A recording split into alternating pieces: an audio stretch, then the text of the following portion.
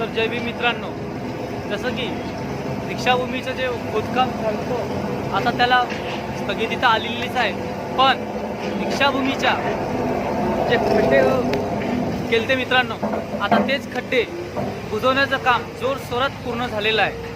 पण अर्धे थोडे बहुत खड्डे राहिलेले आहे, ते लवकरच या 14 ऑक्टोंबर म्हणजे बाबासाहेब आंबेडकरांची धम्मदीक्षा दिली ती. पण ह्या वर्षी 14 ऑक्टोंबरला न येता 12 ऑक्टोंबरला येते, म्हणजे आपला जो धम्मचक्र प्रवर्तन दिवस आहे तो 12 ऑक्टोंबरला येत आहे. त्यावेळेस आता लवकरच थोडेच दिवस बाकी आहे. आणि बघा काम कशा पद्धतीने जोरशोरात चालू आहे.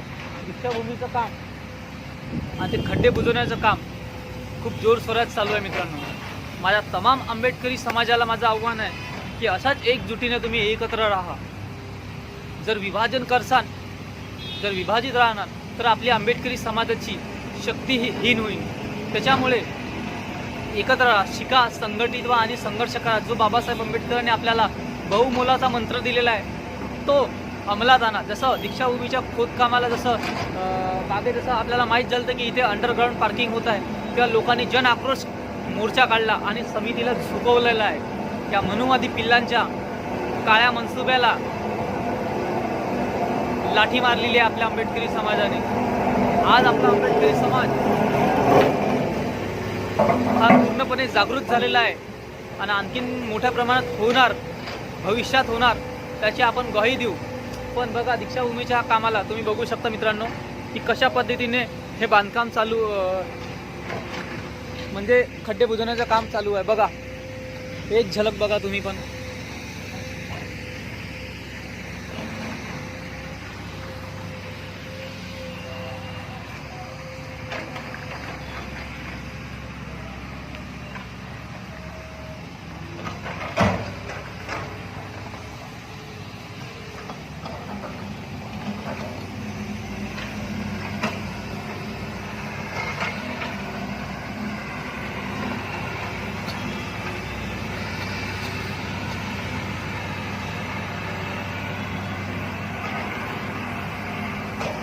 तर ही आहे अशी दुसरी बाजू. बघा आतापर्यंत आपण बघितलं होतं की इथे किती मोठे मोठे खड्डे खोदण्यात आलते, जेणेकरून जिथं अंडरग्राऊंड पार्किंग जर बनलं असतं आणि त्या अंडरग्राऊंड पार्किंगचा उपयोग काय झाला असता, आंबेडकरी समाजाने केला असता की दुसऱ्या मनुष्य पिल्लांनी केला असता. पण अंडरग्राऊंड पार्किंगच्या नावावर दीक्षाभूमीला सत्यानाश करण्याचा हे मनुवादी पिल्लांचा डाव होता मित्रांनो. जसं सम्राट अशोकांचे जे 84,000 बौद्ध स्तूप एक एक करून तोडण्यात आलते, त्याला तहस नहस केलं आणि इतिहासाच्या पाण्यावरून विलुप्त करण्यात आलता. तशाच पद्धतीने दीक्षाभूमीचा इतिहास आणि ही जागा ही काही मामूली जागा नाही आहे मित्रांनो.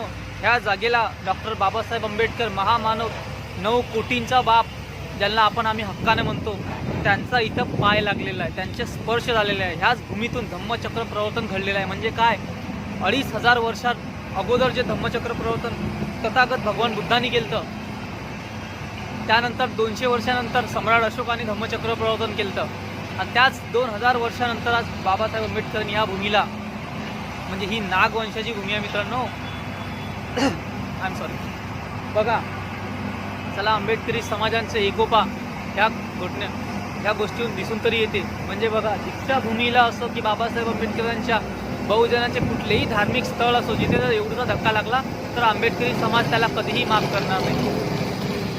येत्या धम्मचक्र प्रवर्तन दिनाच्या सर्व आंबेडकरी बांधवांना, बौद्ध बांधवांना आमच्या चॅनलकडून सप्रेम शुभेच्छा आणि सप्रेम जय भीम. दीक्षाभूमीला यावेळेस मोठ्या प्रमाणात या, खरेदारी करा आणि बाबासाहेब आंबेडकरांच्या या भूमीला, दीक्षाभूमीला नतमस्तक व्हा. जय भीम, नमो बुद्धाय.